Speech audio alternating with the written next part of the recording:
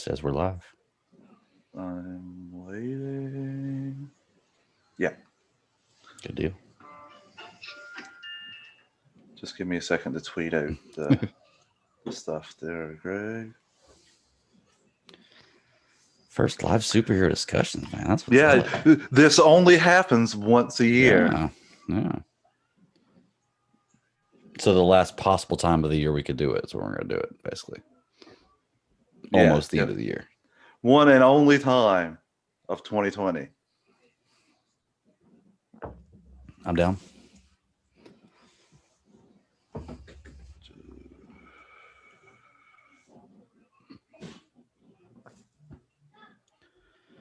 Oh no.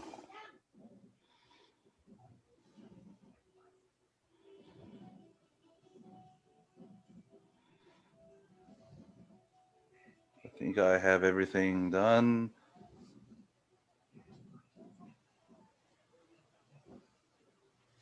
This is the calm before the storm. Anybody's watching right now.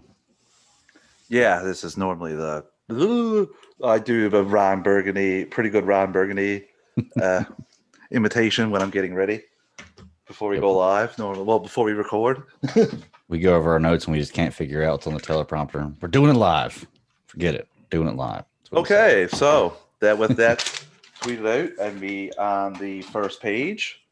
Let's get it going. Yeah, let's do it live, Greg. Let's do it live for the first time here.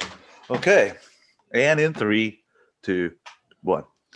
Hello and welcome to another episode of Superhero Discussions. My name is Travis Hines, Travis_156 on Twitter, and as always, I'm joined by Greg, the Bat Daddy 52. Greg, how you doing this evening? I'm doing awesome, man. As always, I am in the lead of my fantasy football championship game right now with only a half left. So we'll see what happens. Yeah, and I got to see some good Batman episodes. So. Yeah, that's a very sore subject, fantasy sports. I'm currently at complete anger and disgust with it. I lost both my fantasy football leagues this year in the playoffs, and I had arguably the best team going in. And fantasy basketball, I was first place in the before the COVID shutdown, and when it came back, there was no playoffs or anything because they went right into the playoffs. Yeah, there was no fantasy playoffs, so we had to start over. So I got nothing. It was very frustrating. So I'm currently at a hate relationship with fantasy sports. You sound like my team last year, man. Literally, I had the best team in the league last year. I scored the most points by like 300 points. Scored the most points, but I also had the most points scored against me. So I only won like 3 games. But I scored the most points by far of anybody. And just every time I would play somebody, it would be their best game of the season. And it was crazy. I think I was in that league. So, yeah, it was pretty tough for you. Yeah, that's right. You were in that league, yeah. But we're not here to talk about fantasy sports, people. We're here to talk about Batman the Animated Series, mainly Feet of Clay, Part 1 and Part 2, and Joker's Favor. But before we get into that, we are part of the Geek Ultimate Alliance Network with podcasts every 7 days a week, including World Finest True Believers with Chris Belga, DC Alliance with myself and Greg, Marvel Alliance with Travis Snell and Chris Belga, Slice of Film with Katie and rotating guest host, and Ranger Alliance with Clay and rotating guest host. On Friday is Superhero Discussions, this show, and Super Civil Servants goes live, and Super Civil Servants podcast comes up on Saturdays on the feed, along with Weird Science Comics, DC, and Marvel rundowns. And Star Wars Alliance, I'm not sure what day that's coming back on post Mandalorian. You will have to catch me up on that. And also Marvel Alliance goes live on Tuesday nights, and DC Alliance goes live on Monday nights. That is all for our main network. We also have a Patreon with 2 tiers, a $1 tier and a $5 tier. A $1 tier is basically just a donation. You like what we're doing and you want to contribute just a little bit that you can. And the $5 tier gets you all the goodies, the early access to episodes, the ad-free episodes, and Patreon exclusives. I know you were on there with the top 10 for Star Wars, and myself and Clay did a pretty cool discussion for The Last Ronin. We're going to get together again in January to do part 2. And I think that's everything. This episode will also go up early for the patrons as well on the podcast feed. Yes. Mm-hmm. So, yeah, we thank everyone that contributes as a patron. We're putting out more stuff there. We really appreciate any help, even if you just like or share or comment or is in the chat while we're doing these live streams. Everything's greatly appreciated. So yeah, we're having fun. Speaking of in the chat while we're doing live streams, the Truth 31's in the chat. Thank you very much. You're part of history. The first, maybe only ever superhero discussions once live. a year, So. Greg. Once a year, we'll be back. We'll be back. We The don't know annual, when. We'll say the It all annual. depends on when, because I think these episodes kind of warrant it. Because what if it blows up and everybody wants us to do it live every week, man? Then what? What if the fan? We got to do it for the fan. What if I win the lottery, Greg? What if I? There's a lot of what ifs in this world. A lot of what ifs. So you want to get into this now? Let's do it. Yeah. I'm ready. So I think we'll still do the part 1, part 2, part 3. Listeners, there'll be ad breaks in between, but we'll fly through them. And Greg, just overall thoughts on Feed of Clay part 1. Enjoyed it. This 2-parter is one that I could see as a movie that I would think would be really, really coul. I know people have been screaming to see Clayface on big screen, and this is an awesome story. Yeah, you personally, exactly. I liked the origin, the background. There's some weird parts to it, man, but it was overall great episodes. I really, really enjoyed it. You're right. After we got past that little hump at the beginning, most of the episodes have been right on point, really, really good. So some of these 2-part episodes are so good for storytelling, and this is no different. This is great. I love it. And basically, the first episode is just build up. The entirety of the first episode is build up to the second episode, which pays it off greatly. And the build up is exciting. Like when you texted me and told me that you already finished the first episode and you loved it, all I could think was that's awesome, because the second episode just pays off everything in the first episode. And so he's definitely going to love it even more, which I if I was going to guess, I think that would be the case. But Greg, this is just an excellent episode, and there's so many good points here of why Clayface should be a villain in live action. How we haven't seen him, yet blows my mind. He can be like Batman's greatest foe, and I would love to see any Batman go up against him. I think it's just a huge challenge for any director, because it's going to take a lot of CGI, and it's one of those things that people are either going to absolutely love it or absolutely hate it, and it can make or break the movie.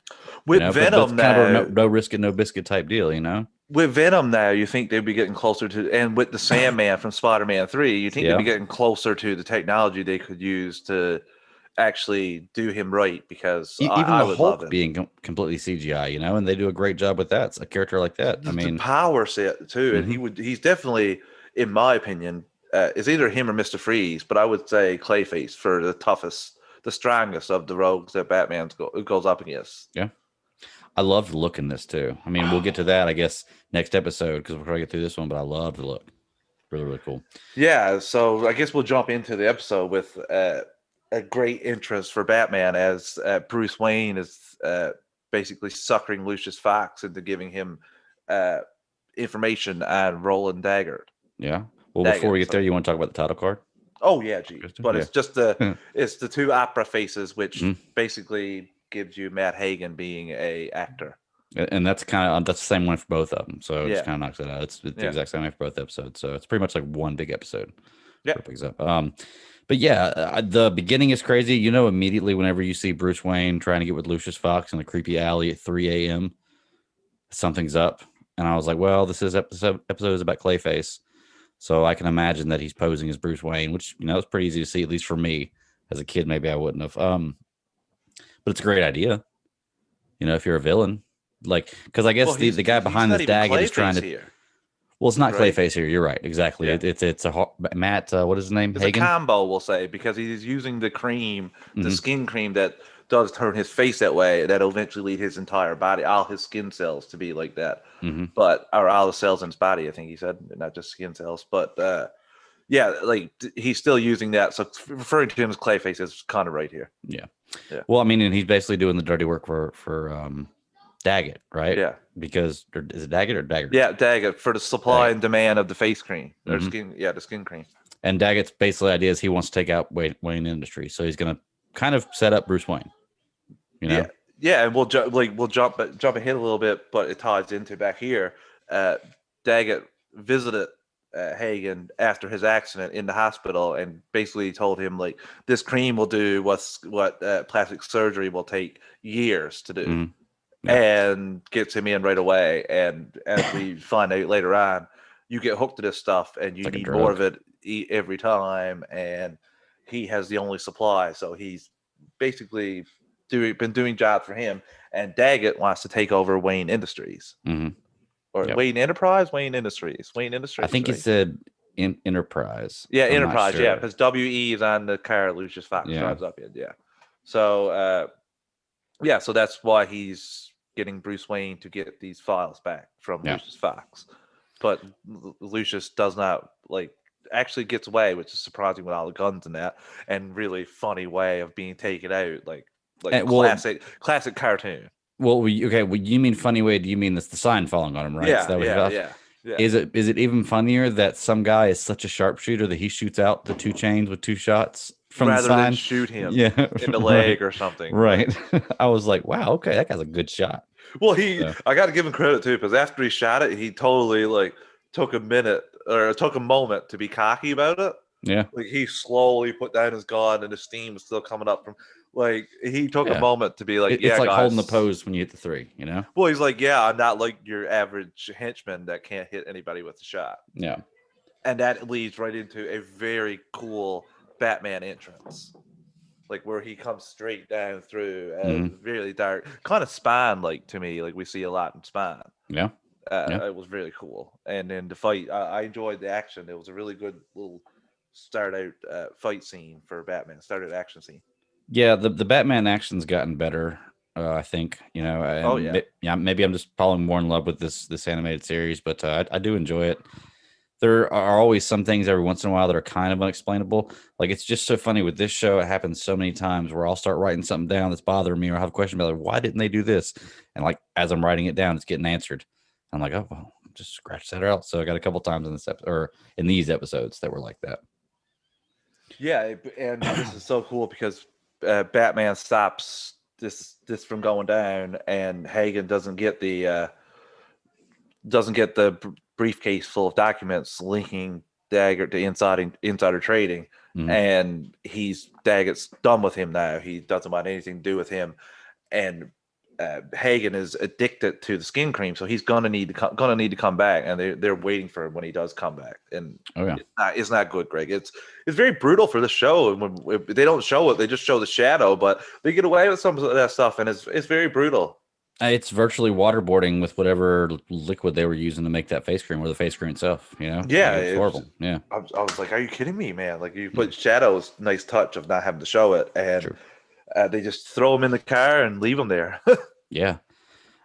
Interesting way to start out because I start out Clayface's, Clay at him as Clayface. I didn't know how they were going to get to that point, and like I said, it was kind of brutal. I saw that and I was like, did they just kind of pour all that down his throat? And why? Yep. Like why? That I guess I understood that Daggett told him that they needed to take him out, but that just doesn't seem well. I don't know. I guess they thought it was going to kill him. That Yeah. must be what it was. They thought it was going to kill him, but I'm not going to lie, man. Well, that would kill anybody normally. Like, Yeah. yeah. I'm not gonna lie, man. I'm not saying he deserved that, but he is kind of a D bag in these episodes. He kind of had something coming to him. Well, I wouldn't say that, but yes, he had something coming to him. but Greg, he's in the hospital after having an accident. And he's horribly disfigured, and he was an actor beforehand. Somebody comes in, offers to heal you, Hmm. does it, and you get highly addicted to the what they use, and he holds the supply and makes you do things you don't want to do for him, Right. thus resulting in you becoming the dick that you're talking about. Hmm. Yeah. Kids being loud. I'm about to go tell him to calm down in a second. Yeah. I don't know. Like I said, I just agree with you. I think that seems kind of brutal. I love the look of Clayface. I like his understudy. What's his name? Jimmy, Timmy, We'll call him Jimmy. Jimmy. Okay, Yeah. he finds him, and I guess he started to kind of melt, but I don't know. I guess through the time he was there, it didn't give you a time period really how long he was there. He kind of formed into Clayface. Yeah. So I like the look. The big teeth, the big mouth, the eyes. The voice. Just the huge stature. I like the way it looked. It sold it for me. It'd be cool to see something like that on the big screen if they could do it. Yeah. I thought so as well. It looked amazing, and we don't really get to see it until the end of the episode, but it's still pretty cool to see his transformation and the way he looks in this animated show is top notch. Mhm. Is one of the best looking villains in my opinion. Yeah. Uh, I gotta ask you. The what's the guy's name? Bell. That he's going after, because basically Batman is in the Batcave and he's doing the facial recognition stuff, right? And he discovers, because I remember he says, "I know my fist has felt that face before." Yeah, that was weird. That's what I was going to talk Yeah. about next. And he's doing the facial recognition and he finds this Bell guy. Who is, I don't, like, until this point, have we been introduced to this guy at all? Well, he's the second in command, walking around with Dagger with the headphones on. He was in. Okay. He was part of the crew, or part of the people that hired Dagger and gave Okay. him like his initial assignment. Okay. So I must we have see missed him. that, yeah. We see him, and he's walking there with the headphones on. And Batman like does a bit of research and finds out like he listens to police scanners all the time. That's what he listens to in those This is headphones. smart. Yeah. And it's very cool how he uses that to like hijack the frequency, tell him that he's being like there's an APB for him and chases him, and also knowing his tendencies because he's encountered him before because he said it, and he follows him exactly where he needs. And I love there's a couple of great scenes in a row here. There's an excellent scene with the Batwing, like with fantastic, like just flight and him hunting him down, basically playing with him, playing tag with him. Yeah. Yep. And then him spearing him and giving him forklifting him. Yep. What I will say is the most intense, even more intense than the Dark Knight with Joker in the interrogation room. The most intense interrogation I've seen Batman do. It was awesome. It was awesome. Like he dangled him and he dunked him and made him faint from terror. So like classic Batman, and I loved it. I loved every second of it, Greg. It was like, my goodness, like this episode is fantastic, and we haven't seen any Clayface doing any Clayface. Right. I love this entire episode.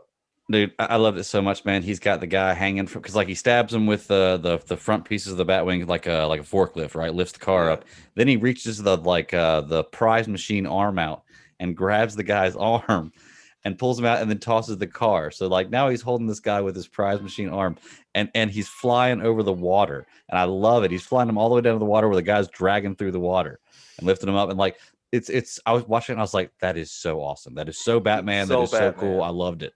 Loved it. Yeah, and you're right. It made him pass out.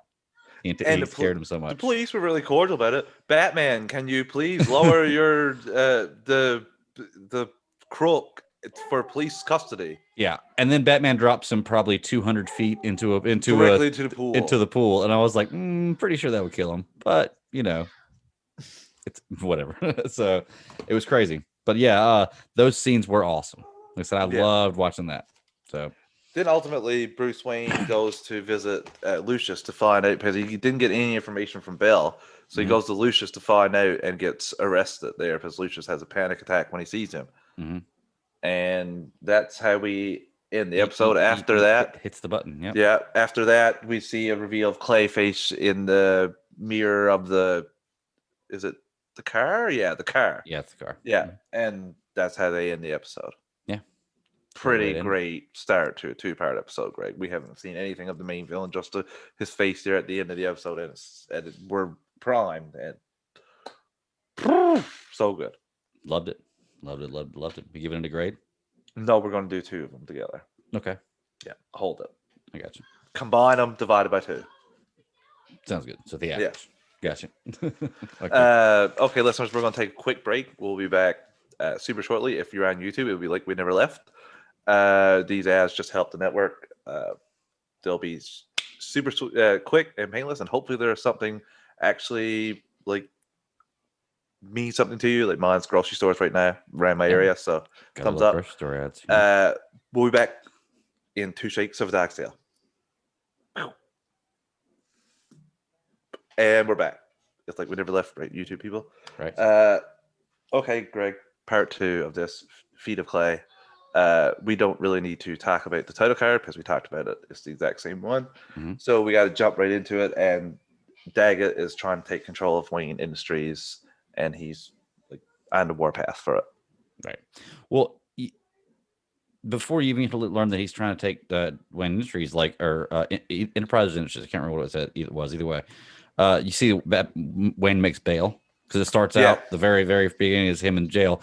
And the number was 235706Q. And I meant to, before I started getting on here, just look up and see if that number meant anything in DC, because they, people, they like to do stuff. Oh, like they that. probably does. So, but I didn't get a chance to, so I'm gonna go check that out whenever I get a chance. But Wayne obviously makes bail, and then he gets out, and Alfred's picked him up, and Bruce has the bat suit in the car, in his briefcase with him that he brought out of jail. And I was like, no trouble to know it's not 2020. Yeah. Because TMZ will be following him the entire way. Oh yeah, like as soon as he pulls away, there's nobody everyone with there. their cameras, phone cameras. No way he's getting. And then he just kind of gets out of the car whenever super Alfred fast stops. when he stops at the light, super fast, dashes away. Mm-hmm.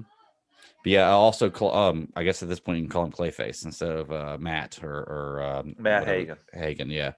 Is talking to Teddy. I wrote down Teddy, so that must be his name. Yeah, we'll go with Teddy. Yeah, Teddy, and very meaningless name. Just why is this guy so dedicated to him? He's his understudy, Greg. So he's got to be dedicated in every way, shape, or form. I guess, yeah. He really is, though. I mean, even after good friend, he's a good friend. He's a good friend until he gets thrown against the bookcase. He's still a good friend, but he comes back at the end and has a little like. That's true. Yeah. See you later, bye. We'll never see you again. So we just got to jump right into Clayface discovering his powers. Yes. And it was in that moment where he's talking with Teddy about it, And because at first he thinks that, oh, well, I can just change into anything and anybody. I could be anything, and his career can still go on. But then he realizes once. Well, he does it first. He's completely like, look at me, and then when he's looking at his old gigs on the wall, he starts transforming into all the different characters. Yeah, and then Teddy breaks his concentration. Yeah, and he realizes that. Gets very excited, and that's so funny. But it also shows like the abilities that he has. Seeing him like transform to all these people. And also, like, to what his hands turn into, like bricks and hammers and blades. And oh my God, it's just the possibilities are endless for this character. Oh, yeah. It's like you are a Green Lantern creation. Anything you want to be. That's what you are. So it's pretty cool. So Daggett sends somebody to kill Lucius Fox so that no one can find out, and Clayface is basically waiting for that, but also so is Batman. And it all comes to a head with a pretty cool little showdown. Clayface tried to throw Daggett's man, who was one of the two guys responsible for turning him into Clayface. Tries to throw him out the building. Batman saves him, and we get our first confrontation between Batman and Clayface. What do you think about that, Greg? The first showdown. Batman's reaction. It almost sounded like he wanted to be like, "What the hell?" Like, I can't remember exactly what he said. He said, "What the something," but I can't remember what it was. The reaction was crazy, and he has no idea, no way to fight this guy right now. No knowledge of him, what he can do. No prep time, Greg. No prep time. So it was interesting to see what Batman does with no prep time, and he kind of got his ass kicked. Yeah, and we see this. He doesn't have much time to prep, and doesn't have anything after he leaves the first time. He doesn't have anything to analyze, really. Yeah. He just basically finds out that Daggett is involved and goes for him. That's his one thing. But it was almost kind of being lucky, being in the right place at the right time. Yeah, well, he goes back to Hagen's to investigate after he finds out that's the guy just before Hagen comes in. And I just love everything with Clayface. Powers is so cool, like him fighting Batman, and like we talked about before, turning into a hammer, turning into a blade, even his clay spikes and clay brick walls, and when he hits Batman and just sends them back, all that stuff is I just beg for this in live action. Beg for it. Oh my God, it's so frustrating. Yeah, there was one particular one that he did with Batman where he comes around, it's kind of like he's going to smack him, and he turns his hand into like a brick wall and smacks Batman around. I was like, oh, what a great move. That was the first time they'd fought. Wow, that was an amazing move. But yeah, he escapes the first fight. Yeah. Because I guess you realize this is the time when Batman realizes that his shape changing is taking his energy. And I guess Clayface realizes it too. Because he had Batman on the ropes. Yeah, and he just got tired, but this is his first time, which is completely understandable. His first time using these abilities, and we saw earlier when his concentration was broken, he lost it. So stress on him can do it as well while of using power. This is a very classic villain thing. Just think, for example, people the Flash season 1, episode 3, the guy who turns into gas, he couldn't do it very often, or he'd get tired and lose, Right. and that's how he was defeated. Mhm. So this is perfect. Makes perfect sense. But like you said, Batman makes note of it. Says all that using the powers here, it tires you out. Mhm. So I think he pointed it out to him. He may not even know what the whole thing was. no, You know, if Batman he said hadn't it. been- Batman walked up to him and said, "All that using your abilities is tired you out." Or That's what I'm saying. Clayface may not even realize what it was. No, had, yeah. had Batman not said that. So Yeah, but even that doesn't help. But Clayface gets away, like you said. But for a pretty cool scene, jumping off the top of the building and just smashing into mush, and then reforming as Clayface and getting out of there. Yeah. And Batman being shocked, genuinely shocked, which is awesome to see. Mhm. So Clayface plans to get at Daggett, and takes the shape of this older lady and confronts him on basically a show like Oprah, we'll say. Mhm. Kind of like that. Yeah, because he's talk show. trying to promote his face cream Yeah. and talking about how great it is. And she comes on as a lady that's talking about like the long term effects. And when I first heard it, I was like, oh, it must be somebody who's tried this and just didn't. And then I realized the more she started talking, I was like, oh, that's Yeah. Clayface. I thought it could Gotcha. be the first test subject first too. Yeah. And then when they got just a little bit closer, I was like, oh no, it's Clayface. It's Clayface, yeah. And then of course everybody it's runs. Really cool. Yeah. Really cool scene though. Daggett is completely like scared crapless, and I love it. It was cool how they set up right before that, though, that Batman sneaks into the control room and you see him slipping tapes into all the different spots. And Greg, you know what I thought that prepping. was first? I thought that was going to be like a exposing Daggett. Yeah, me too. Like exposing him and like showing him either doing it or just the side effects of the cream or something. But nope, it was not that at all. Prep time for facing Clayface, which is, yeah, bravo. Smart work, Batman. Smart work. So yeah, Batman versus Clayface, the final fight. I guess we got to talk about what did you like and not like from that, or did you like it all? Okay, so the final fight. I'm writing my notes down and I'm looking at this, and I'm the guy that doesn't like when a guy's defeated by being talked down. When a villain's defeated by being, some villains maybe, but like a major villain, when he's defeated by being talked down, it just doesn't fly. I don't think he was here. Well, I thought he was until it gets past the final battle, and we'll explain that. That's what saved it for me. I was like, well, okay. So they didn't do that. So we'll explain it. But as far as the battle goes, there wasn't really a battle. I'm going to hit him once. I'm going to jump in. Batman was no match for this. He had no prep time. He didn't there's no way his punches can damage Clayface. It just doesn't work like that. So I got to give Batman extra props here of how this fight ended, because he makes note of this on the rooftop in the first fight between them, that Clayface using his powers a lot tires him out and he can't handle it. He's still new to these abilities. So he goes, like you said, he goes in, puts all the tapes in, and then he shoves him on, showing Hagen all the faces of who he used to be, and overwhelming him, causing him to look at them, think about them, transform into them, and he just goes haywire. And seems like Batman defeats him, like you said, but we get a very cool, after he's incapacitated, we get a very cool Batman narrating and getting Hagen not really being there. It was a shell of him, and he's still learning more about his abilities, and he got away. Well, the way they set that up was like, okay, so he's basically showed him all these pictures, and he's kind of going crazy. He's flipping out, changing all the people, like you said, and Hagen actually crashes his hands into the computers and shocks himself. Yeah.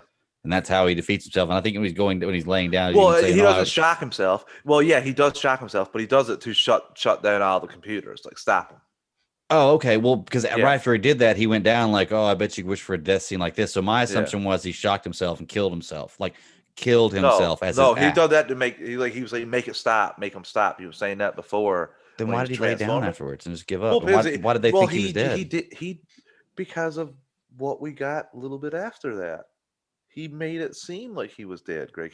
It was a scene. Right. But what else would have killed him other than the electricity? Well, nobody knew that, right? They thought that's what killed him. Yeah, that's what I'm saying. That's what we thought. No, but he did. Yeah. You said he tried to kill himself. Well, he was acting. I'm sorry, you're right. I knew he was acting. No, I don't even think he was trying to kill himself. I think he was trying to make it stop. Like, I don't think that's like. Okay. I don't think that Batman looked at that and said, "Oh, he tried to kill himself and get rid of himself." So he said, "No, he couldn't take the images on the screen anymore, so he had to make it stop. So he tried to smash the computer." The only reason I think that is because we know that he was doing something for an acting job to make it look like he died, right? He smashed his hands there and got electrocuted and made made what I feel like everybody thinks that that's what killed him was the electricity. Then Batman, even back in the Batcave, has that piece of clay and he's like, look what happens when I add electricity to it. It doesn't kill it, it activates. And you see, so he realizes, oh, he didn't kill himself. He made us think that he killed himself with No, well, he electricity, didn't but kill this is what himself. electricity really He didn't does. die. Or he didn't Not kill die. himself. Excuse You're me. focusing on the kill Yeah. himself part. Yeah, I don't okay. think that is. He didn't die. I'm Yeah. not saying he meant to kill himself, but he Yeah. didn't die. Yeah. Yeah. So that's what I think. I think that like he made it look like That's the electric 100%. shot killed That's him. 100% because they play. Yeah. Because Batman says to Alfred, he even talked about it. Alfred, he said it would he would have killed for this for a great scene for a death like scene this. like this. Yeah. And then it shows which is fantastic in my Yeah. opinion, like the lead, and then he starts laughing. But before that, we get the little heartfelt moment of Teddy, we'll call him, saying goodbye to Matt. He says it as in front of the hospital, and when he walks away, the woman is there, which is Clayface, and starts laughing evilly, which makes me feel so That's bad right. for Teddy because he's like, "I'll see you around, man," and like very Yeah. sad, Thinks and he's walks dead. away, and Clayface is like, Mhm. I'm like, Feelings. oh god. Feelings. But yeah, Greg, this was a very good 2-part episode. I was excited for you to get to this. I have a special affinity for Clayface. Loved him growing up, and I've longed to see him in live action. I'm glad we didn't see him in the Batman and Robin era because I don't know, he could have looked more like Jabba the what they did Hutt with Mr. instead of Freeze. Clayface. Yeah. So, or Pizza the Hut for anyone who watched Spaceballs. Yeah. So I'm glad. But I hope we get that soon. Like even in Titans, actually, let's just focus on getting a good season in season finale in Titans. I could first, see but it in Titans. I'd though. love to That'd see him. Yeah. I mean, we got Grundy and Stargirl. Yeah. You know, I mean, just it's love possible. to see Clayface. I think we have never seen him in live action. I don't think. Gotham people, I'm still not. I have only watched that show once, so don't hold me to it. But maybe we've seen Hagen. But maybe, yeah. Greg, what is your score? All right, you said divide by 2. So let's see, 9.5 plus 9.5 divided by 2 is 9.5. So 9.5. I really, really enjoy these episodes. I think this could be a movie that I would watch. Hey, look at that. Oh, 9.5 and 10. So 9.5 out of 10. Oh, 9.5 out of 10. I thought those were your 2. 9.5 / 10. Nice. There we go. Agreement again. That's 4. Got to hold the bar, and I know In a there's a row? couple other 2-parters coming Oh, along no. that I think might be a little bit better. So I want to keep still a little tiny bit more of a bar, but it don't get much better than this. You build the villain in the first episode, and you pay it off in the second episode, and you have stuff with Bruce Wayne being arrested and Frame. Just great storytelling. I love these 2-parters, Greg. It's one of my favorite 2-parter. So yeah, take a quick break and get into the final episode. I'm down for it, man. Let's do it. All right, listeners, we'll be back shortly. And we're back. Okay, Greg. Final episode. A little bit of a letdown compared to the 2-parter that we just went through.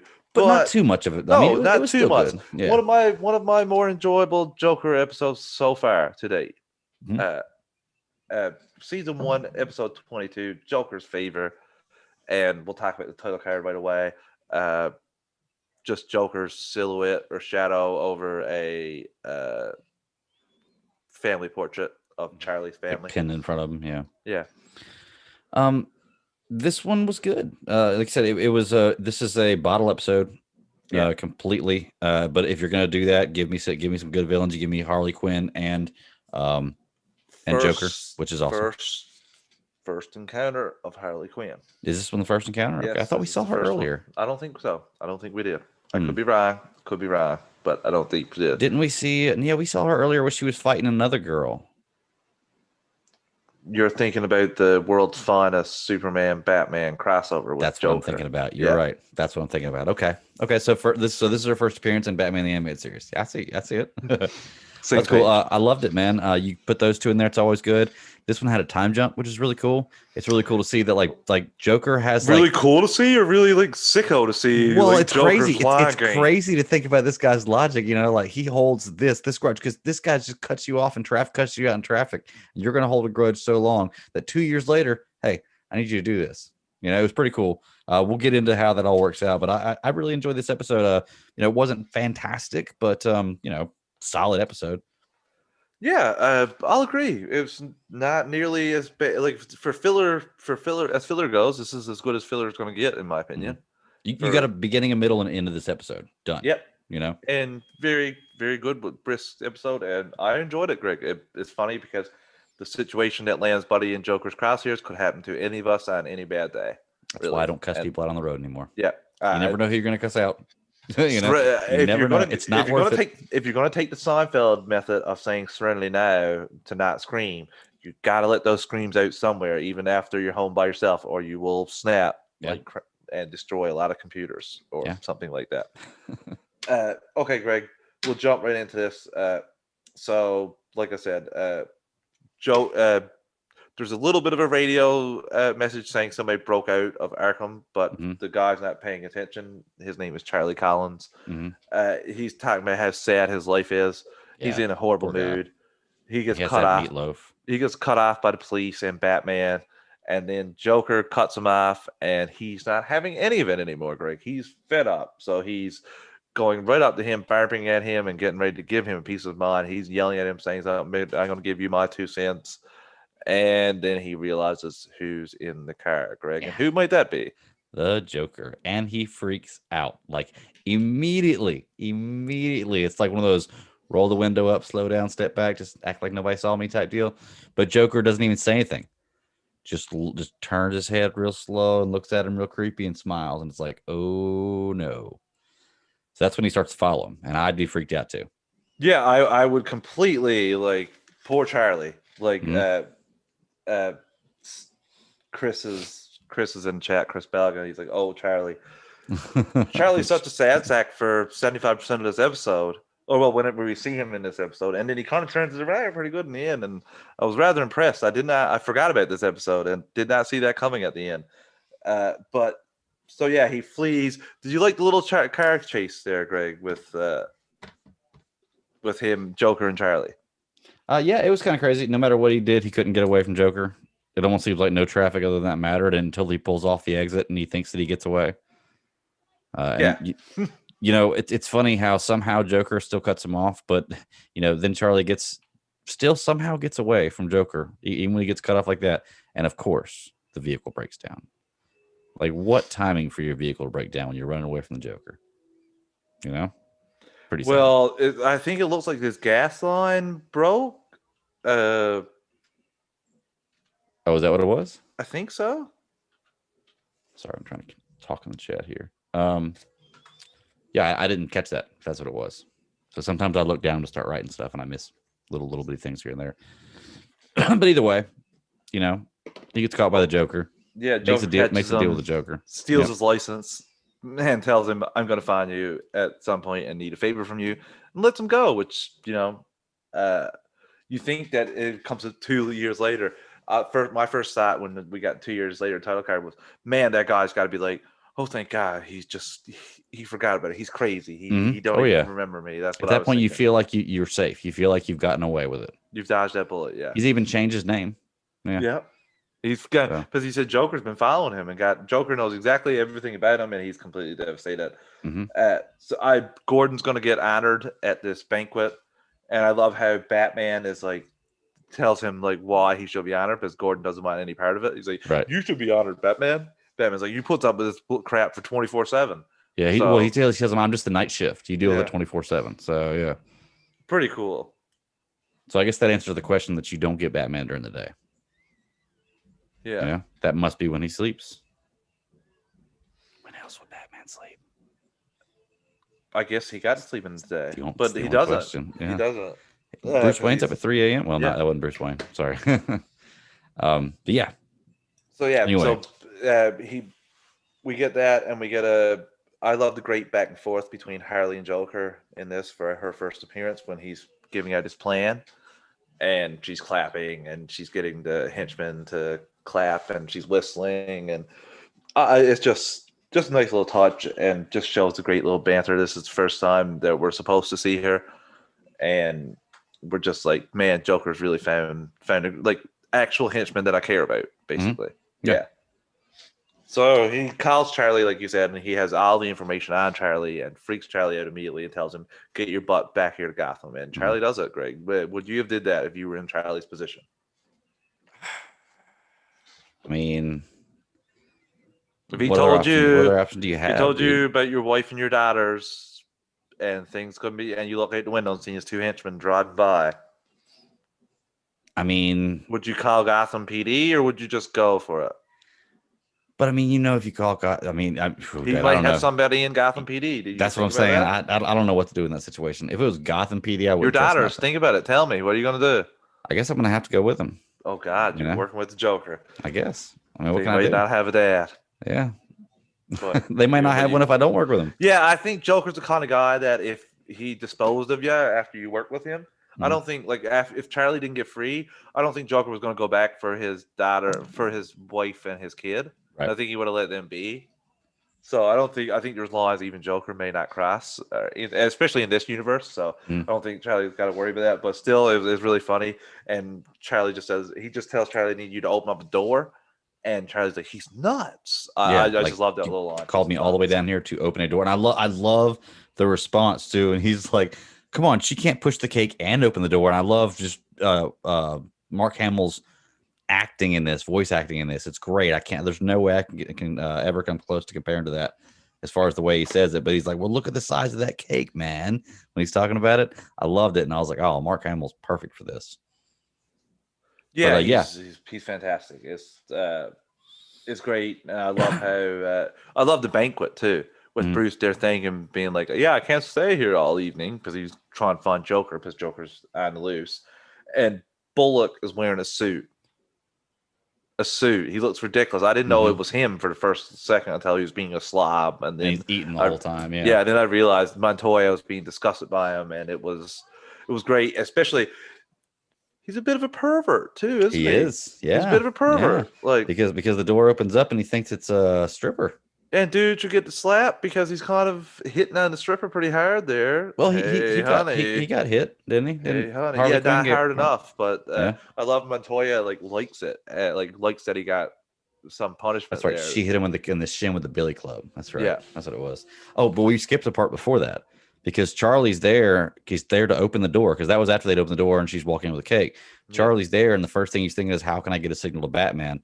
Just happens to walk into some other room and there's a bat swinging from I think the it's room. it was the old way to contact Batman before the bat signal. Okay, That's what I'm I can buy assuming. that. I can I'm buy not that. sure, but I think Because maybe what that's why it is. Batman saw it and was like, "Okay, Yeah. something's up." Because Alfred saw it in the rearview mirror as they were driving off, the bat swinging in the window, Yeah. or the silhouette of it at least, Yeah. swinging in the window. And I was like, "Oh, it's pretty creative. It's resourceful if you ain't got nothing else to do." And Well, that's you got what no kind other of way to contact him. I was thinking, honestly, Greg, when they were walking that room, I actually was thinking that there was going to be a red phone, a little homage to Batman 66, where he That would would've have been picked cool. it up and called Yeah. him, and it would have went into the limousine. Yeah. That would have been maybe a little bit cooler than what we got. Yeah. Still, Still, would you have gotten that? Would you have gotten that reference when you were a kid though? The red Oh phone? God, yes. I watched. I guess that's true. If you watched I watched 66 when you were Batman younger. 66 Yeah. just the same, probably same time, if not before I watched Batman the animated series. Actually, now that I think about it, that would have been really, reruns. really cool if you just stumbled into a room where you found a red phone. Yeah, like that Oh, would have been, that would have been really cool. yeah, But how would he picked have it known up. that was the bat phone? Like the phone to call back? In case of emergencies, call, and then we just picked it up, and then we went directly Maybe. to Batman. Maybe, yeah. That would have been cool. Okay, I'll give you that. Or in case of emergencies, a little bat symbol there that nobody. Yeah. All right. So I do have one issue with something happening later on in this episode. We were at the point where they were talking about where they bring the cake in. Cake in, yeah. Right. They bring the cake in. Joker's going to jump out of the cake. So Harley brings the cake in. Joker jumps out and he does the gas, and it's like a freezing gas, Which is very cool in my opinion. which is really cool. I like that. Harley runs over to Charlie, who opened the door, and gives him a gas mask, so that way he Yeah. doesn't freeze. But they're planning on leaving him there. So why Yeah. did they worry about running over there and giving him a gas mask? So Or Joker can, did Joker just so he could tell him yeah, that he was going to leave him there? yeah, oh 'Cause yeah, He even said, "I told you, I told you, I didn't say you'd be going back alive." yeah. So, Just okay. just so you can mess with him. Because Okay. he's been messing with him for I'll 2 buy that. years. He says that.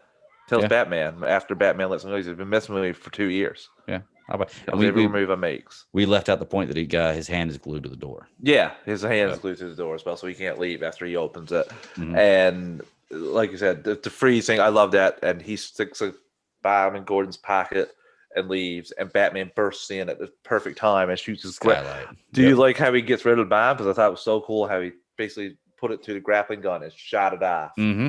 and got Awesome. it right out of there. And perhaps the Joker for realizing that the explosion was outside and going right back immediately. Mm-hmm. Well, after his van is destroyed, because they go to take off right away, and they look out, and the bomb actually landed on the van. Yeah. I liked how. Okay, I never know what these things are. What are those things? The weapons where it's like 2 balls on a rope or 3 balls on a rope. People spin it and throw it. Ace. Okay, Yeah. that's what it was. The part where Batman takes that out with a batarang. Yeah. Was awesome. No, I like that thing is. I think that thing is kind of like Batman throws them at times to wrap people up. I'm yeah, not but sure what those are is that called. called a mace? I say No, mace. I thought was on a is handle, mace right? yeah, I thought that's Yeah, what with the you were telling ball. me first. That's what I thought. Yeah, I'm No, not sure what are those things are to called. wrap The people slingy up. things. Yeah, Okay. those are things like Batman uses them throughout the series Mhm. in wrapping people up, break their legs up, and they fall down and incapacitate it. Yeah. So I just never knew what those things were called. I don't know what they're So- called. I'm going to try and figure that one out. That'll be something to do before the next episode. Okay, but so here's the part that bothers me about this. Okay, so Batman's chasing after everybody. Like Batman's gotten into there. He's freed the people who were or got rid of the bomb that was in the room with Gordon and everybody. He goes after Harley and Joker and everybody, and all the goons. The henchmen, yeah. The henchmen. He finds them. He locks Harley up, like handcuffs her to a radiator or water heater or something downstairs in this basement of this building. Then he goes and chases after Joker in the same building. Joker blows that building up. What happened to Harley? Joker didn't. Yeah, the building got blown up. Oh, I don't know. I don't think. Like, what happened to Harley? Like, I was like, oh my gosh, like they did. That's of course- okay. No, the whole. I don't think the whole building got blew up. I think Batman threw out the last one and it blew up the little underground part that Joker ran off to. But I think that Harley Maybe. and them are fine. Okay, I'm assuming the They practice. would. I'm assuming The I'm gonna see them FCC again. wouldn't Yeah. have, or whatever it is, standards and practices would Yeah. would put the kibosh on that. If Yeah. so, yeah. I just assumed that they were in a different section, and his bomb was minor because Batman threw it under the little trap door. And it Yeah, didn't- of the Aztec thing. Yeah, you're right. I just assumed it crumbled. That Aztec thing that Joker was talking about was so cool. The Aztec little monument that they were in. That's what I so thought realistic. crumbled. Yeah, But I think the Harley was fine. maybe. Yeah. Oh, So- Chris in the chat says they're called bolas. Oh, nice. Thanks, Chris. Oh yeah, thanks, Chris. I didn't know that. That's awesome. So That'll be I'd like to something I'll master write down. swinging those things. Yeah, definitely write those down. Write that down. Bola. I like that. So Joker gets away, and I like that he ends up meeting up with Charlie, or not meeting Charlie, running into Charlie. Yeah. In the Charlie alley. tries to stop him, and he's like laughs at him first because Yeah. he's so insignificant to him. And then Charlie punches him and turns the tables on him completely using the bomb. Basically, it's believable to me because you can believe that Charlie finally reached his breaking point. Like, Mhm. why should I care anymore that you're going to go after my family anyway? You said after I did this that I would get to go home. Your lies bet everything. So, like, Mhm. I could see somebody finally snapping when Joker's pushing him so much to do this. And Yeah, I and I love think how that's what scared Joker pushes gets. people to try to do. That's Yeah. his goal, is to push people to that point. Well, I don't think Yeah. he wants them to get to that point. I think Well, he not- wants not them with to be him. forever terror. I don't think Yeah. he wants them to fight back as much as like. Well, I just I'd mean he rather wants him people to snap, not necessarily Oh, fight yeah. back with him, but he wants people to snap and do what they break wouldn't normally do. break Yeah, break them. him. He'd Like rather he was trying to do break Charlie. Batman, and He'd yeah. better break Charlie where Charlie's crying in the corner and like whimpering about this whole situation.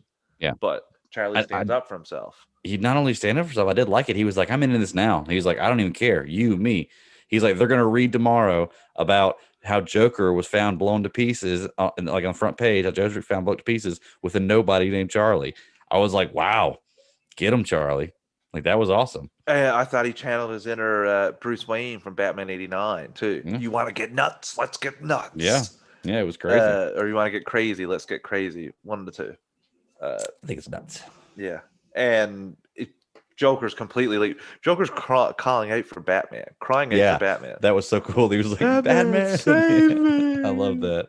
Because Oh he my was he, God. he thought it he was about to die. He even says he's nuts. I think he's nuts. Yeah. Or he's crazy. That One was of the two. ironic part about it. He was like, Yeah. he said it the exact same way that Charlie said it about the Joker Yeah. earlier, you know? And we find out that that's just a gag bomb that makes Batman laugh, which is something that Joker can't do, which Mhm. I love.